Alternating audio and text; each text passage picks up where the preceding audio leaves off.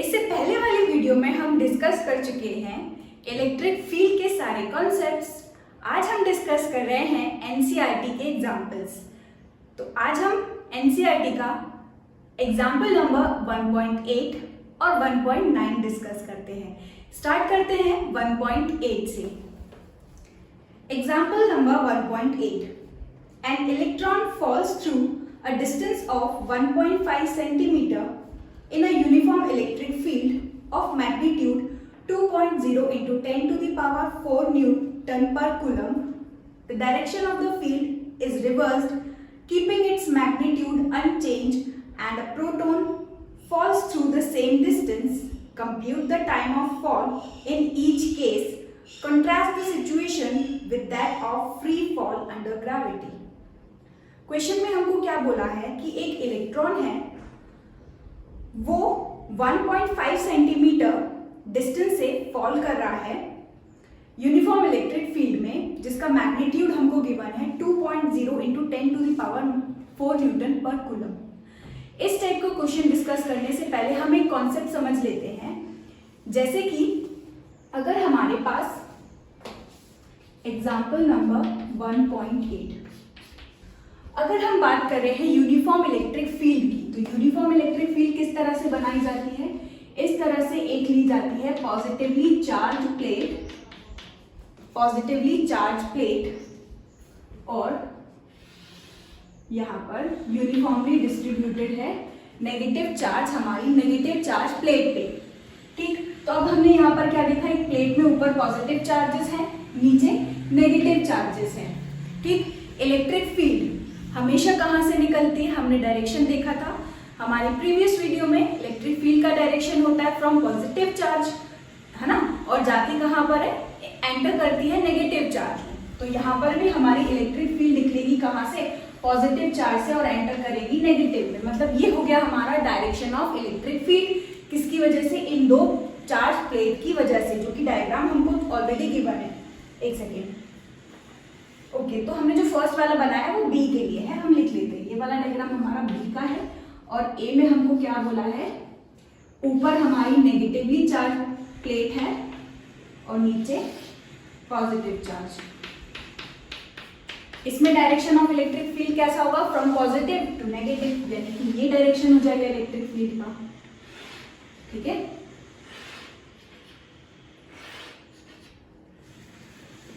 अब अगर कुछ ऐसा गिवन है कि हमारे पास इस तरह से यूनिफॉर्म इलेक्ट्रिक फील्ड बन रही है, ऐसे यूनिफॉर्म इलेक्ट्रिक फील्ड बन रही है, इस यूनिफॉर्म इलेक्ट्रिक फील्ड में अगर हम कोई चार्ज पार्टिकल लेकर के आ जाए, तो हमने प्रीवियस वीडियो में देखा था, अगर यूनिफॉर्म इलेक्ट्रिक फील्ड है और हम किसी चार्ज को उठा करके उस फील्ड में लेके आते हैं, तो उस चार्ज पर क्या लगने लगता है, एक टाइप का फोर्स। तो वही यहाँ पर होगा।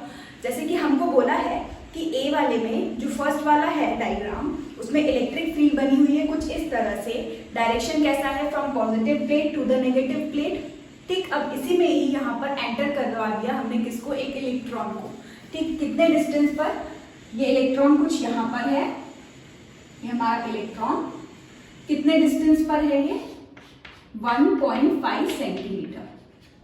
ठीक, 1.5 सेंटीमीटर पर हमने क्या किया, इलेक्ट्रॉन को ऐसे फॉल कराया इस इलेक्ट्रिक फील्ड में। तो फोर्स जो होगा इलेक्ट्रॉन पर, उसका डायरेक्शन कहाँ होगा, एक इलेक्ट्रॉन पर फोर्स का डायरेक्शन कहाँ होगा? अगर हम देखें तो ये है हमारी इलेक्ट्रिक फील्ड, ये रही हमारी इलेक्ट्रिक फील्ड, यहाँ पर है हमारा कौन सा चार्ज, एक नेगेटिव चार्ज। ठीक, एक नेगेटिव चार्ज कहाँ जाएगा, इस नेगेटिव प्लेट को क्या करेगा, रिपेल करेगा, और इस पॉजिटिव को क्या करेगा, अट्रैक्ट करेगा। यानी कि हमारा जो इलेक्ट्रॉन है वो किस तरफ जाएगा, पॉजिटिव प्लेट की तरफ जाएगा। यानी कि इस पर जो फोर्स लगेगा वो कहाँ लगेगा, नीचे की तरफ लगेगा।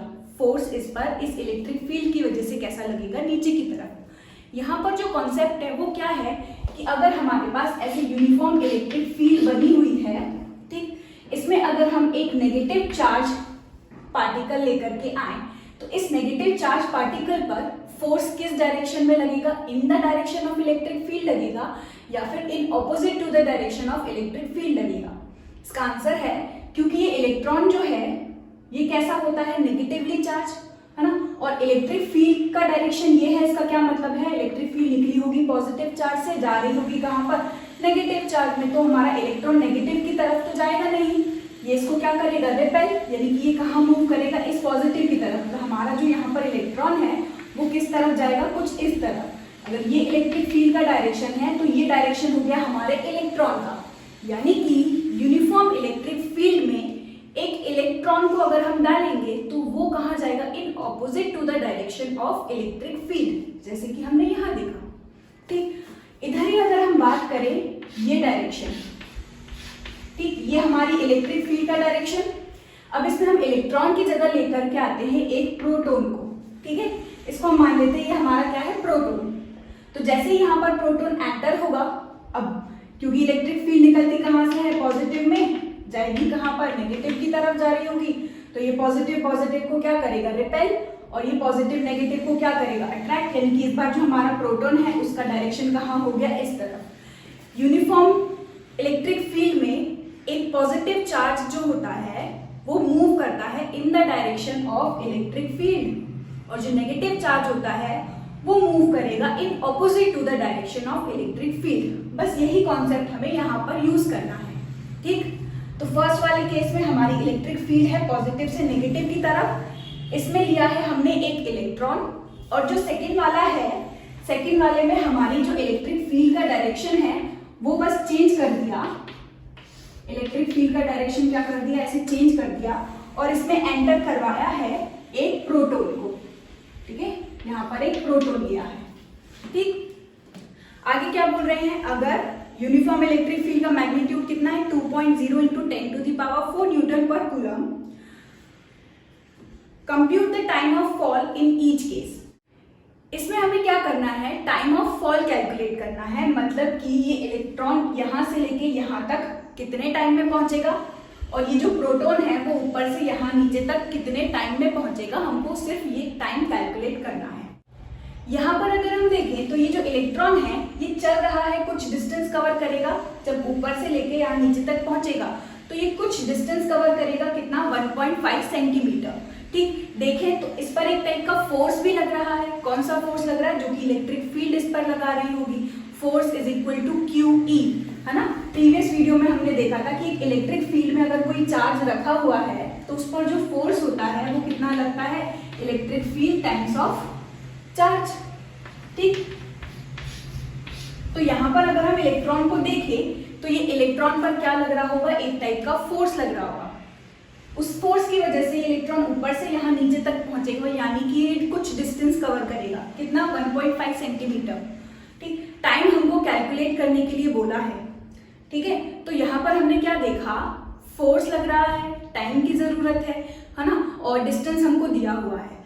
तो यहाँ पर क्या हम वो जो इक्वेशन ऑफ मोशन पढ़ी हुई है हमने, वो यहाँ पर यूज कर कर हम टाइम कैलकुलेट नहीं कर सकते? बिल्कुल कर सकते हैं, अगर हमें एक्सेलरेशन पता हो तो। देखो, अगर हम बात करें यहाँ पर डिस्टेंस कितना दिया हुआ है, डिस्टेंस हमको चलना है कितना, 1.5 सेंटीमीटर। पहले हम ए वाला सॉल्व कर रहे हैं, यानी कि एक इलेक्ट्रॉन जो है वो नीचे की तरफ फॉल करेगा, कितने टाइम में, टाइम ऑफ फॉल हमको निकालना है। तो डिस्टेंस कितना है, 1.5 सेंटीमीटर। इसको अगर हम चेंज करेंगे तो 1.5 इंटू 10⁻⁻² मीटर, मीटर में चेंज कर दिया। अब डिस्टेंस था, इस पर क्या लग रहा होगा, फोर्स लग रहा होगा। Force is equal to, force कितना लग रहा होगा, इलेक्ट्रिक फील्ड जितनी होगी टाइम्स ऑफ चार्ज। अगर हम बात करें इलेक्ट्रिक फील्ड की, तो यहाँ पर इलेक्ट्रिक फील्ड का मैग्नीट्यूड हमको गिवन है, कितना है, 2.0 इंटू 10⁴ न्यूटन पर कूलम। ठीक है, इलेक्ट्रिक फील्ड का मैग्नीट्यूड हमको कितना गिवन है, 2 इंटू 10⁴ न्यूटन पर कूलम।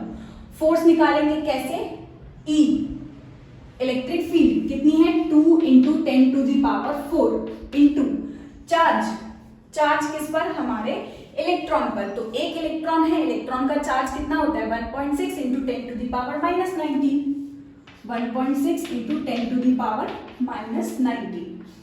ठीक है, तो ये निकल गया हमारा फोर्स। इतना कुछ फोर्स हमारे इलेक्ट्रॉन पर, इस चार्ज पार्टिकल पर लग रहा होगा इलेक्ट्रिक फील्ड की वजह से। ठीक, तीसरी चीज यहाँ पर टाइम हमको कैलकुलेट करना है। ठीक, अब कौन सी इक्वेशन हम यहाँ यूज करें जिसमें हमारे पास डिस्टेंस हो, फोर्स यानी कि डिस्टेंस हो और टाइम हो। तो 3 इक्वेशन हमने पढ़ी है, v square is equal to u square plus 2as। इससे तो टाइम निकलेगा नहीं निकलेगा। v is equal to u plus at, तो ये भी हम यूज नहीं कर सकते क्योंकि हमें फाइनल वेलोसिटी नहीं पता है ना। लेकिन हम एक और इक्वेशन है s is equal to u t plus half a t square, इसको यूज कर सकते हैं। s is equal to u t plus half a t square, इसको यूज कर सकते हैं। अगर हम देखें यहाँ पर s हमको गिवन है कितना 1.5 into 10 to the power minus 2। U t की अगर हम बात करें तो u क्या होता है, इनिशियल वेलोसिटी। अगर हम इलेक्ट्रॉन को देखें तो उसकी इनिशियल वेलोसिटी कितनी है, क्योंकि इसको फॉल कराया है यानी कि इसकी इनिशियल स्पीड कैसी हो गई, 0। तो u यहाँ पर कैसा हो जाएगा, u यहाँ पर कैसा हो जाएगा 0। ठीक, तो हमारे पास क्या बचेगा, s is equal to half a t square. अब रही बात एक्सेलरेशन निकालने की, तो एक्सेलरेशन हम निकाल सकते हैं ना।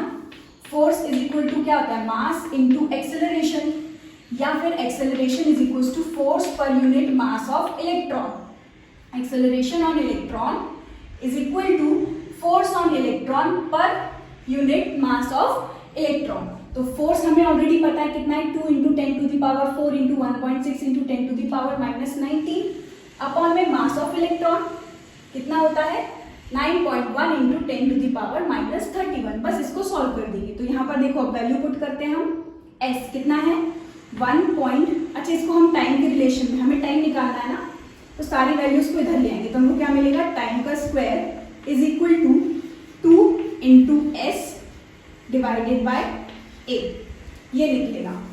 यहाँ पर 2 इंटू एस डिस्टेंस हमारा कितना है 1.5 into 10 to the power minus 2 divided by acceleration. Acceleration कितना है, फोर्स पर यूनिट मास, या फिर हाँ एक्सेलरेशन ऑन इलेक्ट्रॉन कितना है, force per unit mass of electron, यानी कि यहाँ पर रखेंगे फोर्स और उसके अपॉन में हम रखेंगे मास, मास ऊपर पहुंच जाएगा यहाँ पर ऊपर। ठीक, तो यहाँ पर रख रहे हैं मास ऑफ इलेक्ट्रॉन जो कि कितना होता है 9.1 into 10 to the power minus 31 kg, और नीचे बचा हमारा फोर्स।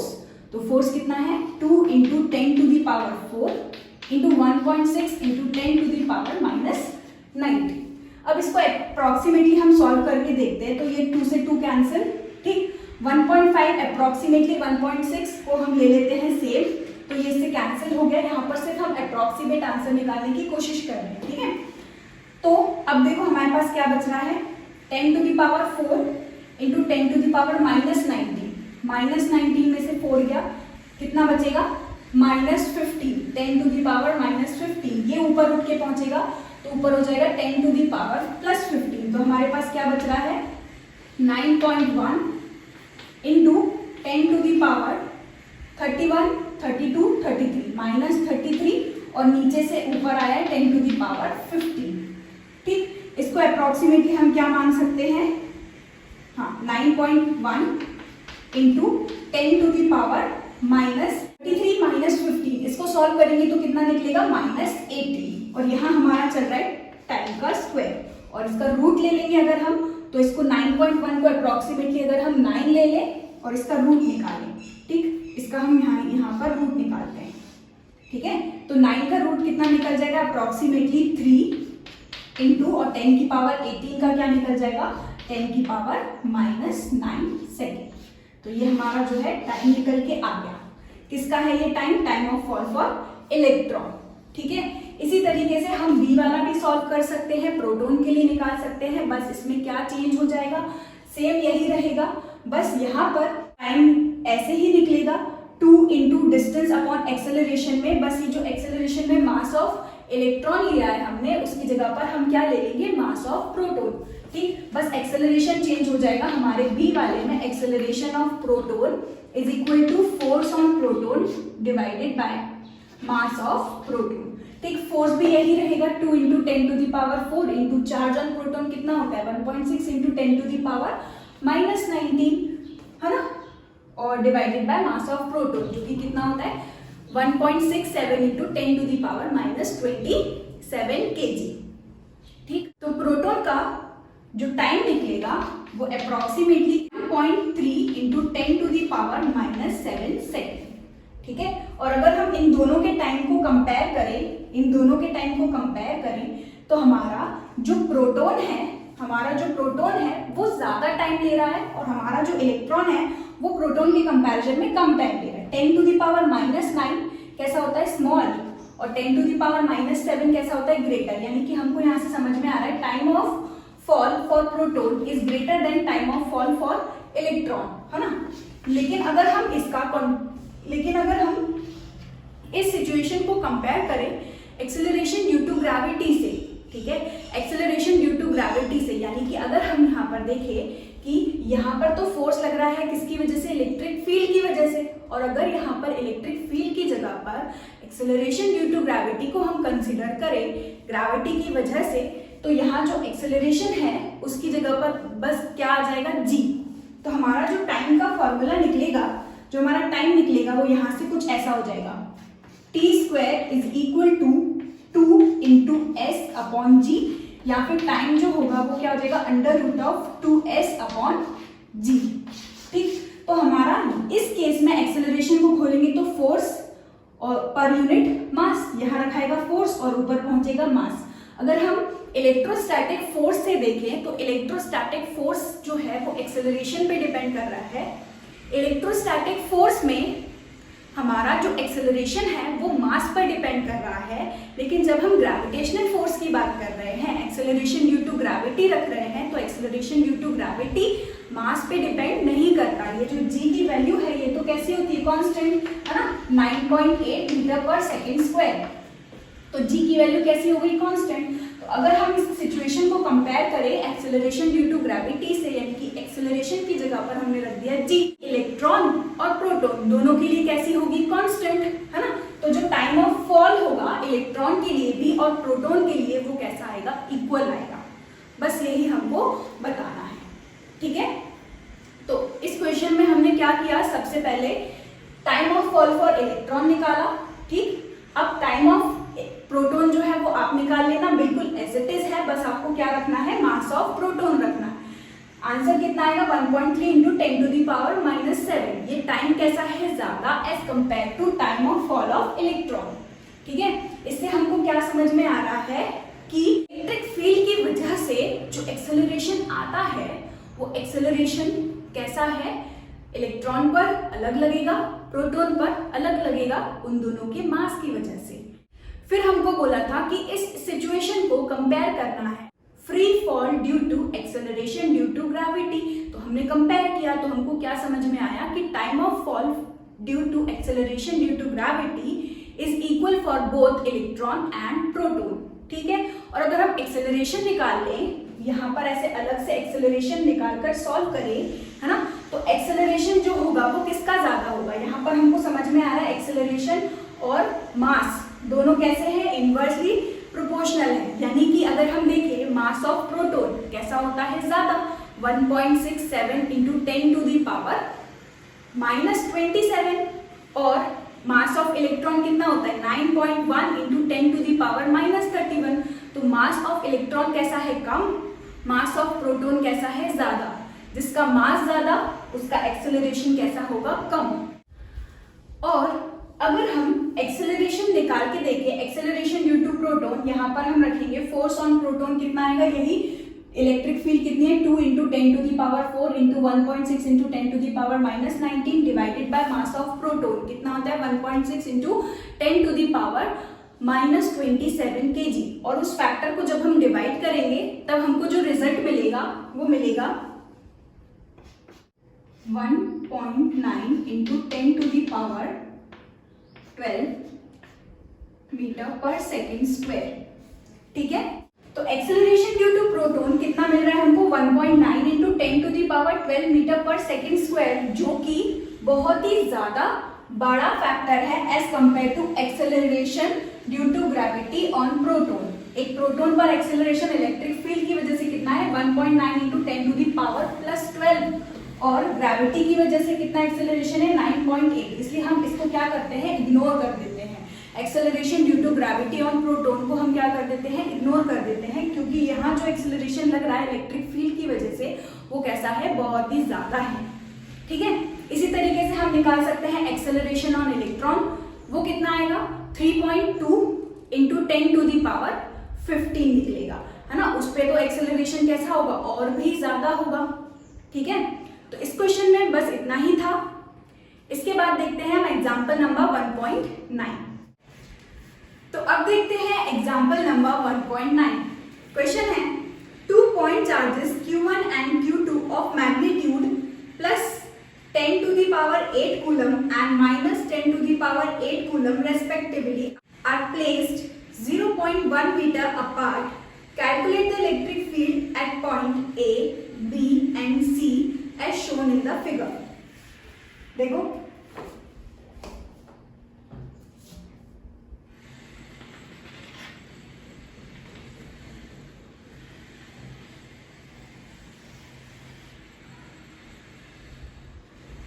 यहाँ पर रखा है चार्ज Q1, यहाँ पर रखा है चार्ज Q2, ठीक। इन दोनों के बीच में डिस्टेंस कितना है 0.1 मीटर। ए पॉइंट कहाँ पर है, इन दोनों के बीच में, यहाँ सेंटर पे। ये है हमारा ए पॉइंट। बी पॉइंट हमारा फर्स्ट चार्ज से 0.05 मीटर दूर है, ठीक है। और सी पॉइंट हमारा फर्स्ट चार्ज से, ये हमारा सी पॉइंट, फर्स्ट चार्ज से 0.1 मीटर की दूरी पर, 1 मीटर डिस्टेंस पर, 0.1 मीटर डिस्टेंस पर, और सेकेंड चार्ज से भी सी पॉइंट हमारा 0.1 मीटर के डिस्टेंस पर है, ठीक है। अब हमें इस ए पॉइंट, बी पॉइंट और इस सी पॉइंट पर हमको नेट इलेक्ट्रिक फील्ड निकालनी है due to charge Q1 and charge Q2। Q1 का जो मैग्नीट्यूड है वो हमको गिवन है कितना, प्लस 10⁻⁻8 कूलम, ठीक है। और Q2 पर जो चार्ज रखा हुआ है वो भी कितना है, लेकिन माइनस में है 10⁻⁻8 कूलम, ठीक। Q1 जो है हमारा 10⁻�8 कूलम है और Q2 कितना है, -10⁻⁻8 कूलम है। इन दो चार्जेस की वजह से ए पॉइंट पे हमको नेट इलेक्ट्रिक फील्ड निकालनी है, बी पर हमको नेट इलेक्ट्रिक फील्ड निकालनी है और सी पॉइंट पर हमको नेट इलेक्ट्रिक फील्ड निकालनी है। सबसे पहले निकालते हैं एग्जांपल नंबर 1.9। सबसे पहले निकालते हैं नेट इलेक्ट्रिक फील्ड एट ए पर जो नेट इलेक्ट्रिक फील्ड होगी, किसी एक पॉइंट पर हमको नेट इलेक्ट्रिक फील्ड निकालनी है, तो हम क्या करेंगे, एक पॉजिटिव टेस्ट चार्ज को लेकर के आएंगे। तो यहाँ पर हमने रखा प्लस Q0 को, हमारे टेस्ट पॉजिटिव चार्ज को, ठीक। अब Q1 की वजह से इस A पर फोर्स लगेगा, ये वाला चार्ज कैसा है, पॉजिटिव। Q1 हमारा कैसा है, पॉजिटिव। पॉजिटिव क्या होगा, रिपेल। पॉजिटिव क्या करेगा, रिपेल। यानी कि हमारा ये जो प्लस Q0 चार्ज है वो रिपेल होकर किस डायरेक्शन में भागेगा, इस डायरेक्शन में। ये हो गया। इसकी जो इलेक्ट्रिक फील्ड होगी वो भी कैसी होगी, इसी डायरेक्शन में होगी जिस डायरेक्शन में उस पर फोर्स लगता है। ऐसे हम यहाँ पर देखेंगे, ये हमारा पॉजिटिव चार्ज Q2 की वजह से, Q2 कैसा है, नेगेटिव पॉजिटिव एक दूसरे को क्या करेंगे, अट्रैक्ट। तो इनका जो फोर्स का डायरेक्शन होगा वो भी इसी डायरेक्शन में होगा। फोर्स का डायरेक्शन भी वही हो गया तो इलेक्ट्रिक फील्ड का डायरेक्शन भी वही हो गया। Electric field at A due to Q1 का डायरेक्शन भी उधर आया है, अवे फ्रॉम Q1। और अगर हम इलेक्ट्रिक फील्ड देखें at A due to Q2, वो कैसा है, टुवर्ड्स Q2, ठीक। तो यहाँ पर हमने क्या देखा, इन दोनों net electric field at A is equal to electric field at A due to Q1 plus electric field at A due to Q2। हमारा superposition principle for electric field हम यूज कर रहे हैं, ठीक है। तो इन दोनों का हमें क्या करना पड़ेगा, वेक्टर सम। अगर हम यहाँ देखें, ये जो दोनों वेक्टर हैं वो दोनों कैसे हैं, सेम डायरेक्शन में है। सेम डायरेक्शन मतलब थीटा हमारा कितना हो गया, 0 डिग्री। और जब एंगल कैसा हो, 0 डिग्री हो, तब हम दो वेक्टर्स को क्या कर सकते हैं, दो वेक्टर्स को हम डायरेक्टली क्या कर सकते हैं, ऐड कर सकते हैं। हमारा थीटा की वैल्यू कितनी हो, 180 डिग्री। तब हम दो वेक्टर्स को क्या कर सकते हैं, सबट्रैक्ट कर सकते हैं, ठीक। बस यही हम यहाँ पर यूज करेंगे। तो नेट इलेक्ट्रिक फील्ड एट ए इन दोनों की वजह से है, क्योंकि दोनों कैसे हैं, सेम डायरेक्शन में है, तो हम इन दोनों को डायरेक्टली क्या कर देंगे, ऐड कर देंगे। तो सबसे पहले तो हमें मैग्नीट्यूड निकालना पड़ेगा, तो निकालते देखो net magnitude at A, electric field, magnitude of electric field at A due to Q1 is equal to, formula क्या होता है, K Q upon R square. तो K चार्ज कितना है, इस पॉइंट पर ये इलेक्ट्रिक फील्ड निकालनी है इसकी वजह से, तो चार्ज कितना है Q1, चार्ज कितना है Q1, K Q1 अपॉन इन दोनों के बीच का डिस्टेंस, अगर ये पूरा डिस्टेंस कितना है 0.1 मीटर, तो यहां से लेके ये इसका क्या हो गया, सेंटर हो गया, और ऑलरेडी हमको डायग्राम में भी डिस्टेंस गिवन ही है, कितना हो जाएगा 0.05 मीटर, है ना। तो यहाँ पर हो गया 0.05 मीटर का होल स्क्वायर। और अगर हम Q1 देखें तो Q1 ऑलरेडी हमको गिवन है, कितना है 10 टू दी पावर -8। K की वैल्यू भी अगर हम पुट करें जो कि होती है फ्री स्पेस के लिए 9 इंटू 10 टू दी पावर 9, ठीक। तो इसको अगर हम सॉल्व करें तो ये कितना मिलेगा, देखो हमको 10 to the power 9 into 10 to the power -9 कितना बचेगा, 9 इंटू 10 टू दी पावर 1 बचेगा, है ना यहाँ से। और यहाँ इसको सॉल्व अगर हम करेंगे तो ये कितना मिलेगा 0.05 इंटू 0.05, इसको सॉल्व करेंगे तो हमको कितना मिलेगा, ठीक। यहां से अगर हम इसको सॉल्व करेंगे तो ये हमको मिल जाएगा 2 इंटू 2 4, 4 9 जा 36, तो ये हो गया 36 into 10 to the power 1 2 and 3, 10 to the power 3, 36 into 10 to the power 3, या फिर 3.6 इंटू 10 टू दी पावर 4 हमको इलेक्ट्रिक फील्ड मिली है न्यूटन पर कूलम, ठीक। ये थी electric field at A due to charge Q1। अब हम निकालते हैं magnitude of electric field at A due to charge Q2। तो ये कितना है देखो, K 9 into 10 to the power 9 charge, ये वाला चार्ज भी कितना है 10 टू दी पावर -8। हम मैग्नीट्यूड ही रखते हैं, चार्ज का साइन तो हम यहाँ रखते नहीं है, ना ही फोर्स में साइन रखा जाता है, ना ही इलेक्ट्रिक फील्ड में साइन रखा जाता है। तो यहाँ पर भी कितना हो जाएगा 10 टू दी पावर -8, ठीक है, डिवाइडेड बाय यह इन दोनों के बीच का डिस्टेंस जो कि कितना है 0.05 का होल स्क्वायर। तो यार ये तो देखो दोनों ही सेम है, यानी कि ये भी कितना निकल जाएगा 3.6 into 10 to the power 4 newton per coulomb, ठीक। तो नेट इलेक्ट्रिक फील्ड अगर हम निकालें, दोनों का डायरेक्शन कैसा है सेम, तो दोनों को हम क्या कर देंगे, ऐड कर देंगे, या फिर 2 से इसका मल्टीप्लाई कर देंगे। हाँ, ये दोनों को ऐड कर देंगे तो net electric field at A, E net at A हमको कितना मिलेगा, इन दोनों को ऐड करेंगे तो यहाँ पर हमको मिलेगा 7.2 into 10 to the power 4 newton per coulomb. ये निकल गई हमारी net electric field at A. अब हम निकालते हैं net electric field at B, ठीक है। इसके पहले अगर हम डायरेक्शन की बात करें तो इसका डायरेक्शन भी कहाँ होगा, देखो इसका डायरेक्शन भी कहाँ होगा, टुवर्ड्स चार्ज Q2। डायरेक्शन दोनों का सेम है तो रिजल्टेंट का डायरेक्शन भी कहाँ आएगा, उसी सेम डायरेक्शन में, है ना। तो इसका जो मैग्नीट्यूड है इलेक्ट्रिक फील्ड का, जो मैग्नीट्यूड है वो हमको कितना मिला 7.2 इंटू 10 टू दी पावर 4, और डायरेक्शन कहाँ मिल रहा है हमको, टुवर्ड्स चार्ज Q2, ठीक। अब हम बात करते हैं हमारा net electric field at B. तो देखो इस बी पॉइंट पर नेट इलेक्ट्रिक फील्ड निकालनी है हमको Q1 चार्ज की वजह से और Q2 चार्ज की वजह से। तो फिर से हम यूज करेंगे सुपरपोजिशन प्रिंसिपल। सुपरपोजिशन प्रिंसिपल हमको क्या कह रहा है, net electric field at B is equal to electric field at B due to first charge plus electric field at B due to second charge, ठीक है। इन दोनों को क्या करेंगे, ऐड करेंगे। अब अगर हम डायरेक्शन की बात करें तो देखो Q1 इस पर यहाँ पर इलेक्ट्रिक फील्ड लगा रहा होगा।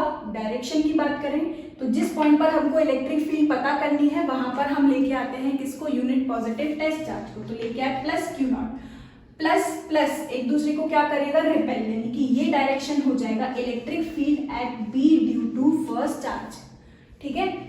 अब टेस्ट चार्ज Q2 की वजह से यहाँ पर देखेंगे Q2 कैसा है, नेगेटिव, हमारा टेस्ट चार्ज कैसा है, पॉजिटिव, पॉजिटिव नेगेटिव एक दूसरे को क्या करेगा, अट्रैक्ट करेगा, यानी कि ये रही हमारी फोर्स का डायरेक्शन और ये रहा हमारा इलेक्ट्रिक फील्ड का डायरेक्शन। ये हो जाएगा electric field at B due to charge Q2। तो इस बार हमने क्या देखा, इस बार हमने देखा कि यार दोनों का साइन कैसा है, ऑपोजिट, यानी कि इन दोनों के बीच एंगल हमको कितना मिल रहा है, 180, है ना। और जब भी ऐसा हो 180 हमको मिल रहा हो तो हम डायरेक्टली क्या कर सकते हैं, उसको सब्ट्रैक्ट कर सकते हैं, ठीक है। तो देखो हम यहाँ पर पहले मैग्नीट्यूड निकाल लेते हैं। Electric field at B due to charge first निकालते हैं, फॉर्मूला वही KQ/R²। K कितना है, 9 into 10⁹ into electric field at B due to Q1। तो यहाँ से लेके ये डिस्टेंस कितना है, फिर से 0.05, है ना। डिस्टेंस कितना है, 0.05 का होल स्क्वायर, और चार्ज कितना है, वही 10⁻⁻⁻8। इसको वही फिर से सॉल्व करेंगे दोबारा, तो कितना आ जाएगा, 3.6 इंटू 10⁴ न्यूटन पर कूलम, ठीक है। अब निकालते हैं net electric field at B due to charge Q2, जो कि कितना निकलेगा, 9 इंटू 10⁹ Q। चार्ज कितना है Q2, 10⁻⁻8 अपॉन इन दोनों के बीच का डिस्टेंस। तो ये डिस्टेंस कितना है, 0.1 मीटर, और ये डिस्टेंस कितना है, 0.05 मीटर। जब इसको ऐड करेंगे तो हमको कितना मिलेगा, 0.15 मीटर। तो हमको यहाँ मिला 0.15 मीटर का होल स्क्वायर, ठीक। इसको सॉल्व करते हैं तो हमको कितना मिलेगा, देखो वापस 10⁻9 इंटू 10⁻⁻8। इसको सॉल्व करेंगे तो कितना आएगा, 9 इंटू 10 डिवाइडेड बाय, इसको सॉल्व करेंगे 0.15 इंटू 0.15, ठीक है। तो ये हमको मिलेगा कुछ इस तरह से। अब 15, अगर इसको हम सॉल्व करें तो 15 1 और 15 6 कितना होता है, 90, ठीक। और यहाँ पर अगर हम देखें तो ये हो जाएगा कितना, देखो 5 3 5 2, ठीक, और 3 1 3 2, ये हमको कितना मिला, 2 2 4 इंटू 10⁻1 2 3 10⁻3 न्यूटन पर कूलम। तो हमको net electric field at B due to charge Q2 कितना मिल रहा है, 4 into 10⁻3।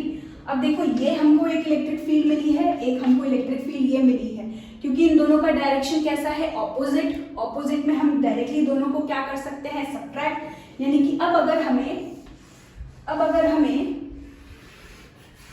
Net electric field at B का मैग्नीट्यूड देखें तो हम ऐसे सब्ट्रैक्ट कर सकते हैं। देखो 3.6 इंटू 10⁴ माइनस 4 इंटू 10⁻3, ठीक है। तो सब्ट्रैक्ट करने के लिए दोनों की पावर्स को क्या करना पड़ेगा, सेम लाना पड़ेगा, यानी कि इसको हम लिख सकते हैं 36 इंटू 10⁻3, ठीक। तो हमको नेट इलेक्ट्रिक फील्ड कितनी मिल जाएगी, 36 माइनस 4 यानी कि 32 इंटू 10⁻3, ठीक। या फिर 3.2 इंटू 10⁴ न्यूटन पर कूलम। ये निकल गया मैग्नीट्यूड। बी पॉइंट पर अगर हम डायरेक्शन की बात करें तो देखो इन दोनों में से कौन सा ग्रेटर था, 36 इंटू 10⁻3 ग्रेटर होगा या 4 इंटू 10⁻3 ग्रेटर होगा। 36 इंटू 10⁻3 ग्रेटर होगा, यानी कि अगर हमारा electric field at B due to first charge जो है वो ग्रेटर है, यानी कि डायरेक्शन किस तरफ होगा, away from the first charge. कैसे लिखेंगे इसको, डायरेक्शन की अगर हम बात करें, ये तो मैग्नीट्यूड है ना, इसके डायरेक्शन की बात करें तो ये आएगा अवे फ्रॉम Q1, ठीक। तो अभी हमने क्या देखा, इलेक्ट्रिक फील्ड का मैग्नीट्यूड एट ए कितना आया, 7.2 इंटू 10⁴ न्यूटन पर कूलम, और इसका डायरेक्शन कैसा है, towards Q2। Net electric field at A कहाँ आई है, Q2 की तरफ।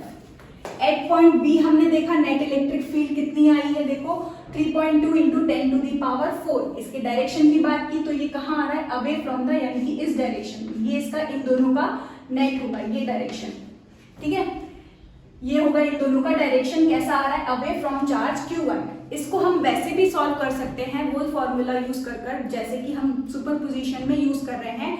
Under root of a square, magnitude निकालने के लिए under root of a square plus B square plus 2ab cos theta, ठीक है। थीटा की वैल्यू पहले वाले के लिए हम कितना ले लेंगे 0 और दूसरे वाले के लिए हम कितना ले लेंगे 180 डिग्री, ठीक। और डायरेक्शन निकालने के लिए हम क्या फॉर्मूला यूज करते हैं, tan alpha is equal to b sin theta upon a plus b cos theta. तो हमको डायरेक्शन मिल जाएगा, ठीक है। सेम यही डायरेक्शन निकलेगा, ठीक। तो अब निकालते हैं net electric field eight point C, E net at C। वही सुपरपोजिशन प्रिंसिपल यूज करेंगे। C पॉइंट पर हमको इलेक्ट्रिक फील्ड निकालनी है, तो हम क्या करेंगे, टेस्ट चार्ज को लेकर के आएंगे। टेस्ट चार्ज क्या है हमारा, प्लस Q0, ठीक। डायरेक्शन की बात करते हैं, पॉजिटिव पॉजिटिव एक दूसरे को क्या करेगा, रिपेल करेगा, यानी कि ये जो होगा इस डायरेक्शन में चला जाएगा। इस पर फोर्स लगेगा, हमारे टेस्ट चार्ज पर फोर्स लगेगा कुछ इस डायरेक्शन में। ये हो गया इलेक्ट्रिक फील्ड, जो फोर्स का डायरेक्शन वही इलेक्ट्रिक फील्ड का डायरेक्शन। तो ये गया electric field at C due to Q1, ठीक। अब हम निकालते हैं इलेक्ट्रिक फील्ड का direction due to charge Q2, है ना। ये चार्ज Q2 इस पॉजिटिव चार्ज पर क्या लगा रहा होगा, इलेक्ट्रिक फील्ड, है ना, फोर्स लगा रहा होगा और उसकी वजह से इलेक्ट्रिक फील्ड भी लग रही होगी। तो यहाँ पर ये वाला चार्ज कैसा है, टेस्ट चार्ज हमारा कैसा है, पॉजिटिव। Q2 हमारा चार्ज कैसा है, नेगेटिव। पॉजिटिव नेगेटिव एक दूसरे को क्या करेगा, अट्रैक्ट, यानी कि इस बार डायरेक्शन होगा कुछ ये हो गया electric field at C due to Q2, ठीक है। तो ये दो वेक्टर इस बार हमको मिले हैं और अब इनके बीच में अगर हम डायरेक्शन की बात करें तो देखो यहाँ पर ये कितना है 0.1 मीटर, ये भी 0.1 मीटर, ये भी 0.1 मीटर, यानी कि ये हमारा ट्राइंगल कैसा हो गया, इक्विलेटरल ट्राइंगल। और इक्विलेटरल ट्राइंगल के लिए इसका जो एंगल होता है वो कितना होगा 60, यानी कि ये एंगल अगर 60 है तो ये पूरा 180 में से 60 गया तो ये एंगल हमको कितना मिल जाएगा 120। इस बार हमारे दो वेक्टर के बीच का एंगल कितना हमको मिला है 120। यूज करते हैं सुपरपोजिशन प्रिंसिपल। क्या होता है, electric field at C due to charge Q1 plus electric field at C due to charge Q2, ठीक। यहाँ पर हम डायरेक्टली फॉर्मूला यूज कर लेते हैं। हमारा क्या होता है, अगर मैग्नीट्यूड निकालना है, इलेक्ट्रिक फील्ड एट C का मैग्नीट्यूड निकालना है, तो मैग्नीट्यूड के लिए हम क्या फॉर्मूला यूज कर सकते हैं, electric field at C due to Q1 का स्क्वायर। इसका अगर हम मैग्नीट्यूड यहाँ पर निकाले तो देखो क्या निकलेगा, electric field at C due to Q1 का magnitude K Q1 Q2 upon R square. तो इन दोनों के बीच का डिस्टेंस कितना है 0.1। K की value 9 into 10 to the power 9 और हमारा चार्ज कितना है 10 टू दी पावर -8, यानी कि हमको मिला कितना, देखो K की value 9 into 10 to the power 9 into charge कितना है 10 टू दी पावर -8 और यहाँ से लेके ये डिस्टेंस कितना है 0.1 का होल स्क्वायर, ठीक। इसको सॉल्व करेंगे तो हमको कितना मिलेगा 10 टू दी पावर 9 में से 10 टू दी पावर 8 गया तो कितना बचा 10, है ना। तो 9 इंटू 10 और यहाँ पर देखो 0.1 का होल स्क्वायर, 0.1 का होल स्क्वायर यानी 0.01 और उसको ऊपर ले जाएंगे तो हमको मिलेगा 10 का स्क्वायर, यानी कि यहाँ पर हमको मिला 9 into 10 to the power 3 newton per coulomb. निकालते हैं magnitude electric field at C due to charge Q2। इसमें भी वही formula K Q upon R square. K कितना है 9 into 10 to the power 9, charge कितना है इस बार -10 टू दी पावर -8, लेकिन हम यहाँ साइन नहीं रखते हैं इसलिए कितना आएगा 10 टू दी पावर -8, ठीक। और इन दोनों के बीच डिस्टेंस कितना है 0.1, तो 0.1 का होल स्क्वायर। तो वापस सेम यही है, रिजल्ट हमको फिर से कितना मिलेगा 9 इंटू 10 टू दी पावर 3, ठीक। तो इसको भी हम क्या मान लेते हैं E, इसको भी हम क्या मान लेते हैं E, दोनों कैसे हैं सेम। A वेक्टर का मैग्नीट्यूड कितना मिला हमको E, बी वेक्टर का मैग्नीट्यूड हमको कितना मिला ई, तो A square plus B square plus 2ab cos theta करके हम सॉल्व करेंगे। थीटा कितना हो जाएगा, इन दोनों के वेक्टर के बीच का एंगल, यानी कि ये और ये, इन दोनों के बीच का एंगल कितना है 120। तो यूज करते हैं A square plus B square plus 2ab cos angle इन दोनों के बीच कितना है, दो वेक्टर के बीच का एंगल 120, तो रख दिया 120। कॉस 120 कितना होता है -1/2। तो यहां से देखो हमको कितना मिलेगा, under root of 2e² plus 2e² into -1/2। Cos 120 -1/2, 2 से 2 कैंसिल, यहां से 2e² में से 1e² जाएगा, कितना बचेगा अंडर रूट e², यानी कि हमको मिलेगा सिर्फ क्या e, यानी कि इस बार हमको जो रिजल्टेंट मिला है HC वो कितना मिला है E, जो कि कितना है 9 इंटू 10⁻³ न्यूटन पर कूलम। और अगर हम डायरेक्शन की बात करें तो डायरेक्शन कैसे निकालते हैं, tan alpha is equal to b sine theta upon a plus b cos theta, जो कि कितना निकल जाएगा, जो अल्फा की वैल्यू होगी वो कितनी निकलेगी 60 degree from the first factor. तो यहां से लेके ये एंगल जो होगा हमारा, ये एंगल कितना हो जाएगा 60 डिग्री, यानी कि ये कुछ इस डायरेक्शन में हमको मिलेगा E net due to E net at C। ठीक है, इसको सॉल्व करवाना है क्या, B कितना है E, B की जगह पर कितना रखेंगे E साइन 120 अपॉन A की जगह पर भी E प्लस B की जगह पर E और cos 120। उसको सॉल्व करेंगे तो अल्फा की वैल्यू हमको कितनी मिलेगी 60 डिग्री, यानी कि ये हो गया हमारा direction electric field x, net electric field x C का, और ये हो गया उसका मैग्नीट्यूड। ठीक, तो यहाँ पर खत्म होता है हमारा एग्जाम्पल नंबर 1.9। इस टाइप के और भी क्वेश्चंस मैंने ब्लॉग पे डाले हुए हैं, तो आप प्रैक्टिस करते रहिए। इसके बाद हम डिस्कस करेंगे इलेक्ट्रिक फील्ड लाइंस के बारे में। Thank you so much for watching this video.